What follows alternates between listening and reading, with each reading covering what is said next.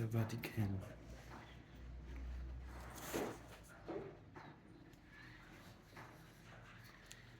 The Vatican, the Tower of San Giovanni, 11 a.m.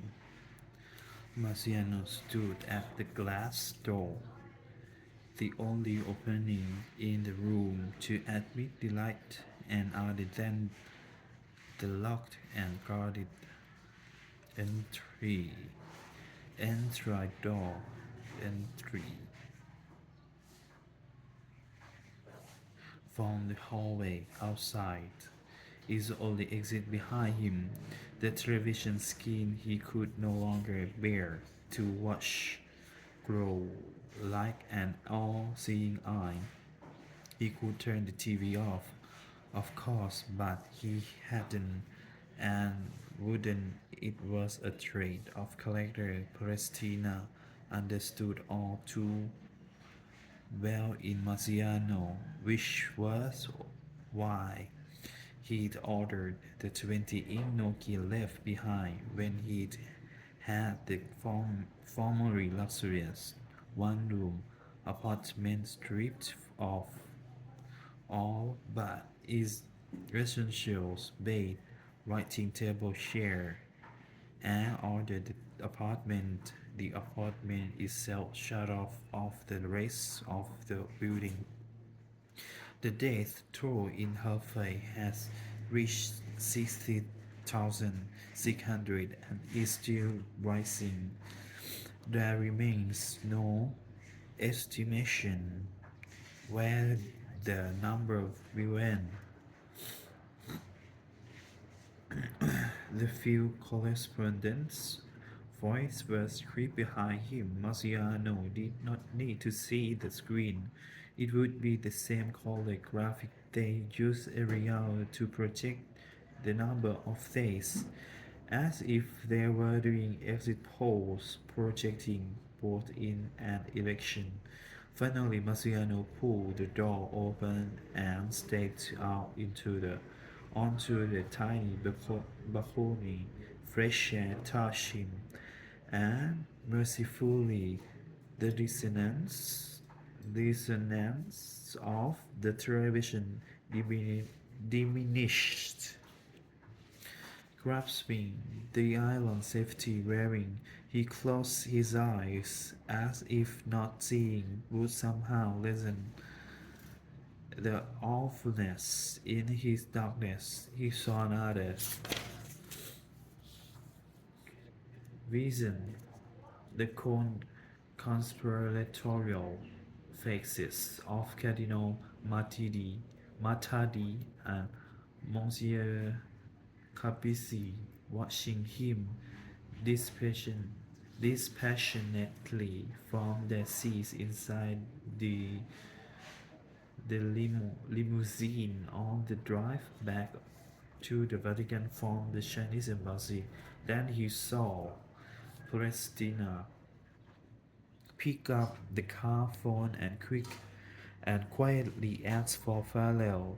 The secretariat's guests rising up to hold on Marciano's as he waited for the Vatican policeman to come on the line.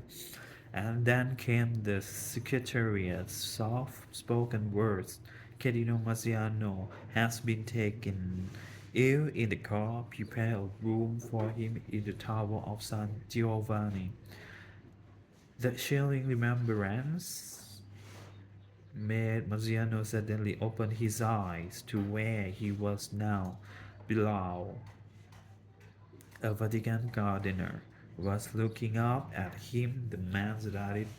Stared.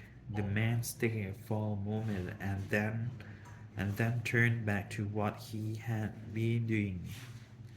How many hundreds of times, Marciano thought, had he come to the tower to visit fallen dignitaries staying in his ornate apartments?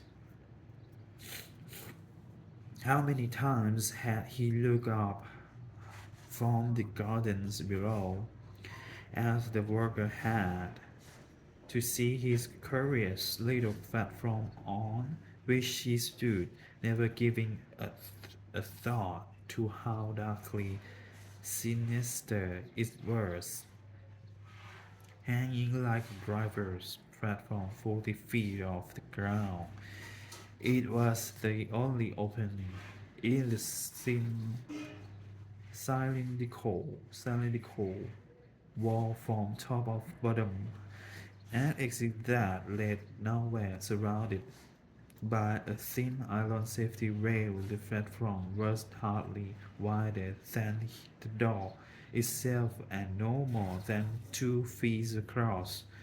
The sheer wall above it was another 30 feet to the point where the windows of the other apartments jutted sharply out. Looking upward, one could not see past those windows, but Marciano knew they were near the top, and above them was a circular, circular, was a circular walkway, and then he towards turreted ground. In other words, there was no way up or down or to the sides, making no reason for the platform at all, except as a place to stand and breathe the air of Rome and marvel at the green of the Vatican gardens below. After that, there was nothing. The rest of these distant corners of the Vatican, the Vaticano, was surrounded by a high fortified, fortified wall built in the ninth century to keep barbarians out, and at other times as now serving to keep people in. Slowly Marciano slid his hands from the rail and went back inside to the confines of his room and the television screen that was the center of it. On it he saw what the world saw, a Fashana, a live helicopter, shot of Chow Lake, and then in a cavalcade of honor, horror, cavalcade of horror, and aerial view of a series of huge circus-like tents, one after the other, erected, erected in city parks, alongside factories and open land outside the city proper, and the off-screen correspondents explaining what they were makeshift smokers for the dead. Abruptly, Mazzano turned off the sound. He would watch, but he could listen no longer. The running commentary had become unbearable. Unbearable. It was a scorecard on which his personal crimes done, he reminded himself over and over, as if in some desperate attempt to save his sanity, because Palestina has held him hostage to his love of God and the church were tail-light, one after the other in minute by minute detail. Yes, he was guilty. So were Matadi and Capizzi. They had all let Pristina loose to commit this outrage.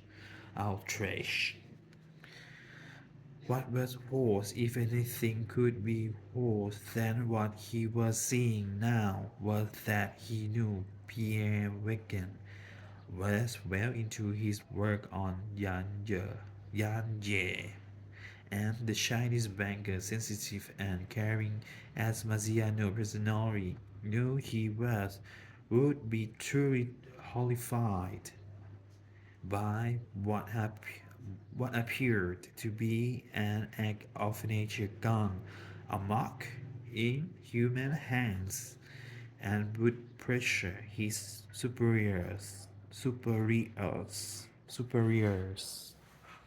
in the Communist Party. With all he had to listen to Reagan's proposal to immediately rebuild China's entry water delivery and filtration infrastructure, but even if they agreed to meet with Reagan, the politics would take time when there was none, when Palestina was already moving his saboteurs saboteurs to the second lake. แปลว่าอย่างวะ